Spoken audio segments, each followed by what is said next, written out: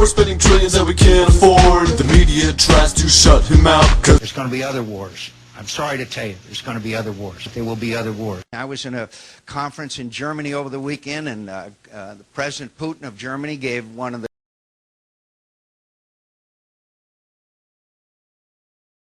To 35%. Ron Paul, Rudy Giuliani came in second. Oh, here we go again. Driving Hannity it's crazy. Driving me crazy. 16. Whenever I give a speech around the country, you got all the Ron Paul supporters there to attack me. All right, I like that. But like Hannitized. They have to listen to these polls, don't they? What about these polls? This poll is that you've got all your supporters. You mean your own poll isn't any good?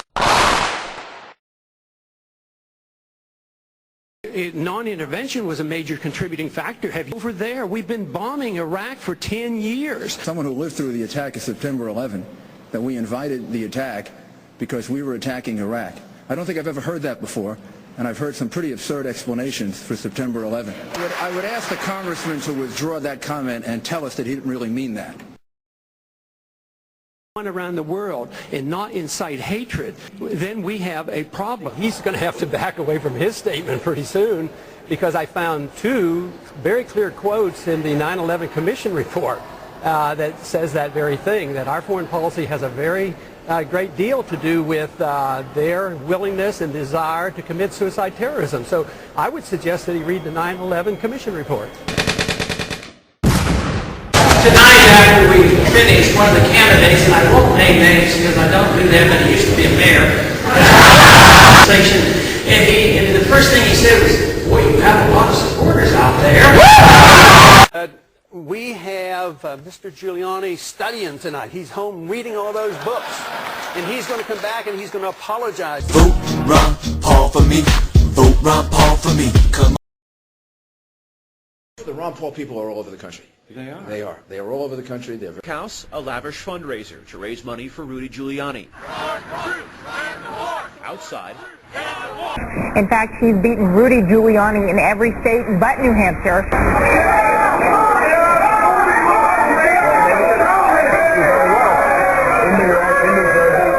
I love the war on terror so much, why don't you marry it? Oh, wait. You'd probably then just divorce it a couple of years later. Okay.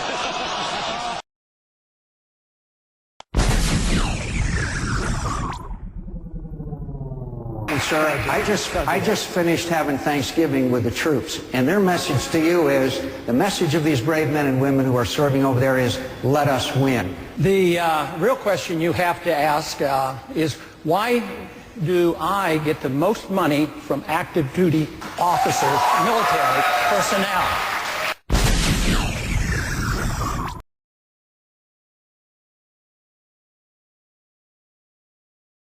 Quote, I know a lot less about economics than I do about military and foreign policy issues. I still need to be educated.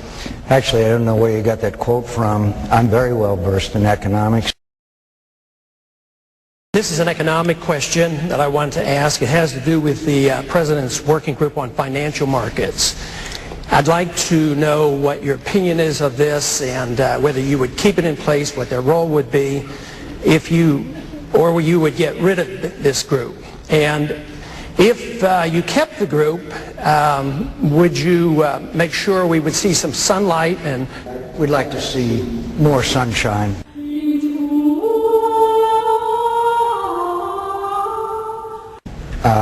But I would rely on a circle that I have had developed over many years of people like Jack Kemp, Phil Graham, Warren Rudman, Pete Peterson, and Phil Graham, and Warren Rudman, and Graham Latta. We're confused and stumped. Well, he had to be, because the people he brought up are actually on that committee. Yes, there's no reason for the United States to remain. The American people want them home. I believe the majority of Congress wants them home. Our continued military presence allows another situation to arise, which could then do all in our power to avoid that. What with the Congress, who did not exercise their authority under the Constitution for a terrible mistake? You hear those kinds of words, right? Sure I do. Americans are frustrated and saddened by the enormous sacrifice we've made and the gross mismanagement of... Well, those are your words from 1993 about Somalia. Mm-hmm. And that's the kind of thing we're hearing about Iraq. Mm-hmm. You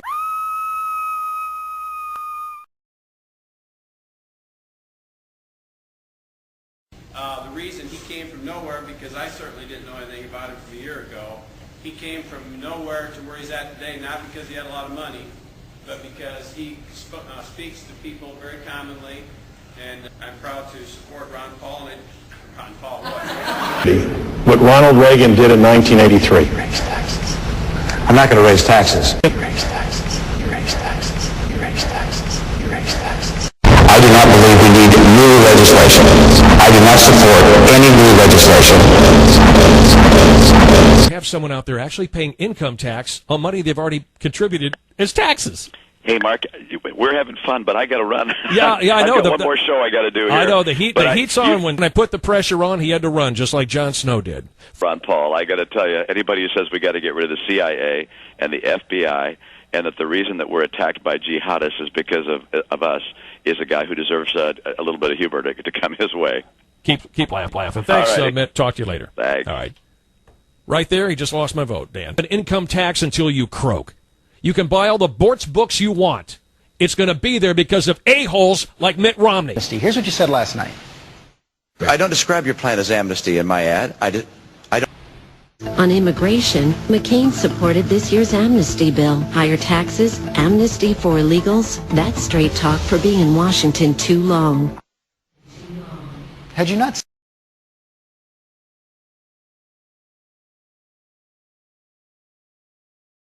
reports, sir, that your campaign has received a $500 campaign donation from a white supremacist in West Palm Beach.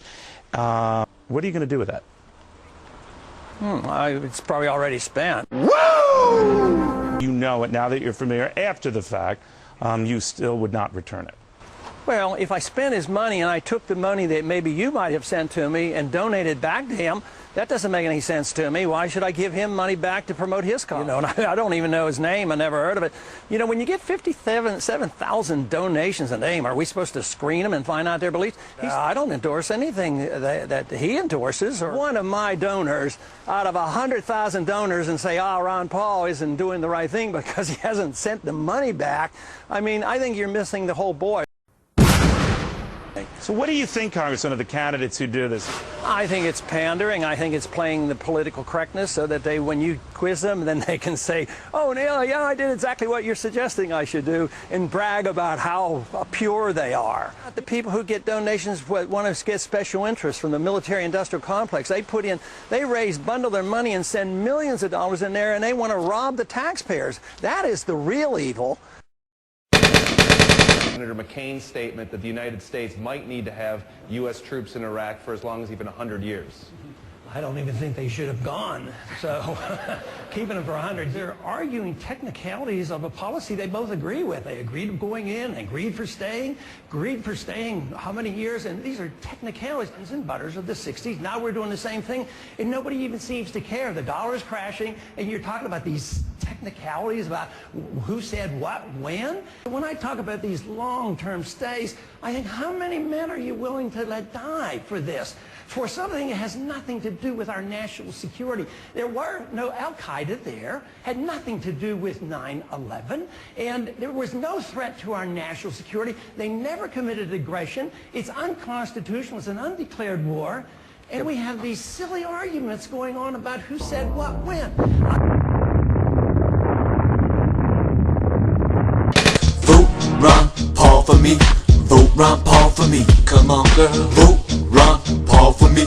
Vote Ron Paul for me. Come on, girl. Vote Ron Paul for me. Vote Ron Paul for me. Come on, girl. Vote Ron Paul for me. Vote Ron Paul for me.